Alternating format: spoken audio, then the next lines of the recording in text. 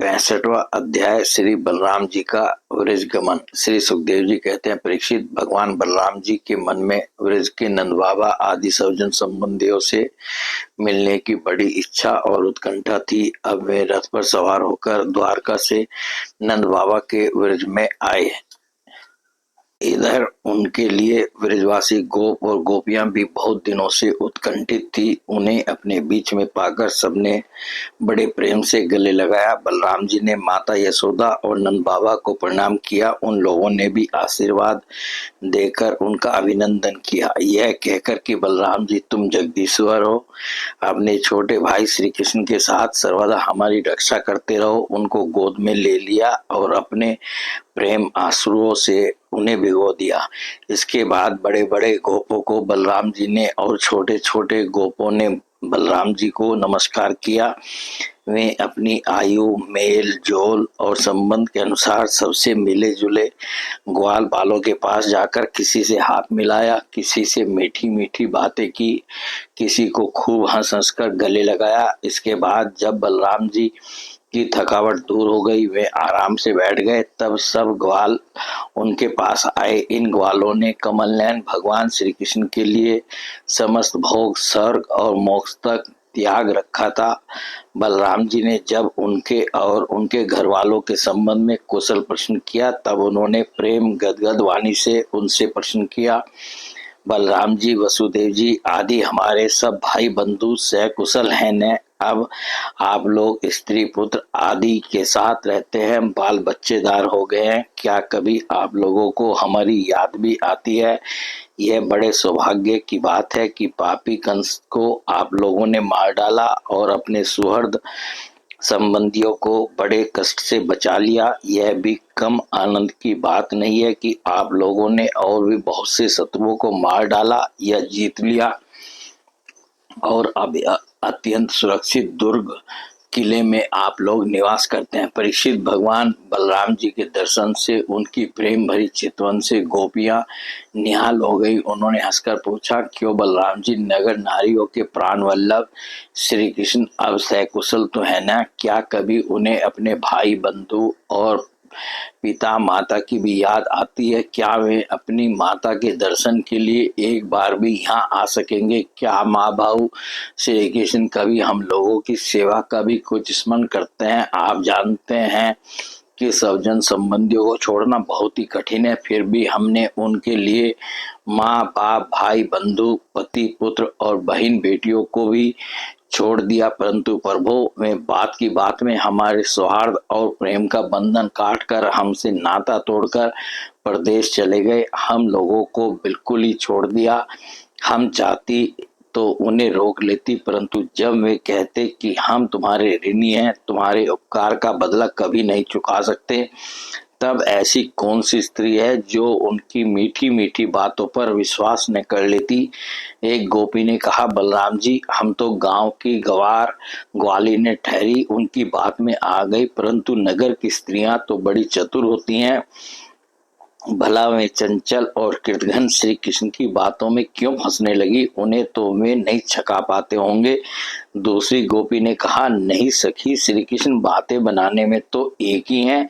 ऐसी रंग बिरंगी मीठी मीठी बातें गढ़ते हैं कि क्या कहना। उनकी सुंदर मुस्कुराहट और प्रेम भरी चितवन से नगर नारियां भी प्रेमावेश से व्याकुल हो जाती होंगी और वे अवश्य उनकी बातों में आकर अपने को निछावर कर देती होंगी। तीसरी गोपी ने कहा, अरे गोपियों, हम लोगों को उसकी बातों से क्या मतलब है? यदि समय ही काटना है तो कोई दूसरी बात करो। यदि उस निष्ठुर का समय हमारे बिना बीत जाता है तो हमारा भी उसी की तरह भले ही दुख से क्यों न हो कट ही जाएगा। अब गोपियों के भाव नेत्रों के सामने भगवान श्री कृष्ण की हंसी, प्रेम भरी बातें, चारु चितवन, अनूठी चाल और प्रेमालिंगन आदि मूर्तिमान होकर नाचने लगे। वे उन बातों की मधुर स्मृति में तन्मय होकर रोने लगी। परीक्षित, भगवान बलराम जी नाना प्रकार से अनुनय विनय करने में बड़े निपुण थे। उन्होंने भगवान श्री कृष्ण के हृदय स्पर्शी और लुभावने संदेश सुना सुनाकर गोपियों को सांत्वना दी। और वसंत के 2 महीने चैत्र और वैशाख वहीं बिताए। वे रात्रि के समय गोपियों में रहकर उनके प्रेम की अभिवृद्धि करते।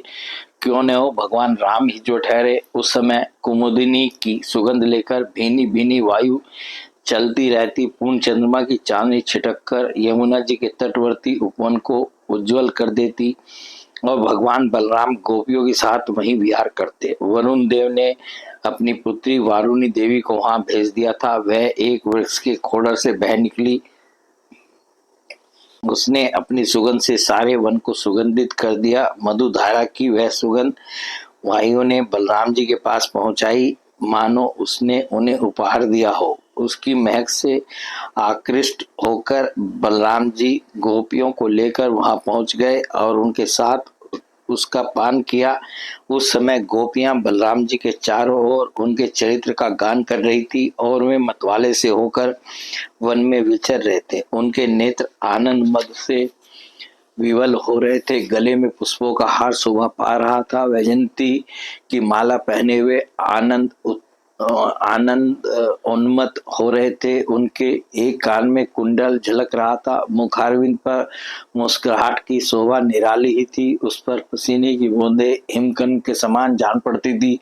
सर्वशक्तिमान बलराम जी ने जल क्रीड़ा करने के लिए यमुना जी को पुकारा, परंतु यमुना जी ने यह समझकर कि ये तो मतवाले हो रहे हैं, उनकी आज्ञा का उल्लंघन कर दिया। वे नहीं आई। तब बलराम जी ने क्रोधपूर्वक अपनी हल्की नोक से उन्हें खींचा और कहा, पापिनी यमुने, मेरे बुलाने पर भी तू मेरी आज्ञा का उल्लंघन करके यहाँ नहीं आ रही है, मेरा तिरस्कार कर रही है। देख, अब मैं तुझे तेरे स्वेच्छाचार का फल चखाता हूँ। कभी कभी तुझे हल्की नोक से अभी अभी तुझे हल्की नोक से 100 टुकड़े किए देता हूँ। जब बलराम जी ने यमुना जी को इस प्रकार डांटा फटकारा तब वे चकित और भयभीत होकर बलराम जी के चरणों पर गिर पड़ी और गिड़गिड़ाकर प्रार्थना करने लगी। लोकाभिराम बलराम जी महाभाव, मैं आपका पराक्रम भूल गई थी। जगत पते, अब मैं जान गई कि आपके अंश मात्र शेष जी इस सारे जगत को धारण करते हैं। भगवान, आप परम ऐश्वर्यशाली हैं। आपके वास्तविक स्वरूप को न जानने के कारण ही मुझसे ये अपराध बन गया है। सर्व स्वरूप भक्तवत्सल, मैं आपकी शरण में हूँ। आप मेरी भूल चूक क्षमा कीजिए, मुझे छोड़ दीजिए।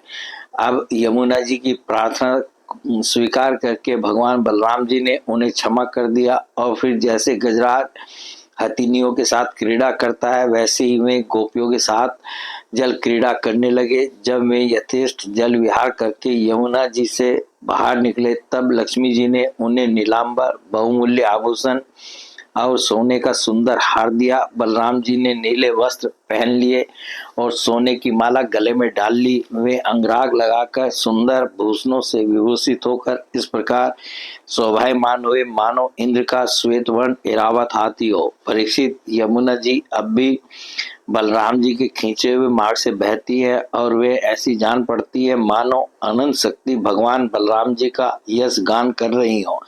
बलराम जी का चित्त व्रजवासिनी गोपियों के माधुर्य से इस प्रकार मुग्ध हो गया कि उन्हें समय का कुछ ध्यान ही न रहा। बहुत सी रात्रियां एक रात के समान व्यतीत हो गई। इस प्रकार बलराम जी व्रज में विहार करते रहे। बोलिए भगवान श्री कृष्ण की जय।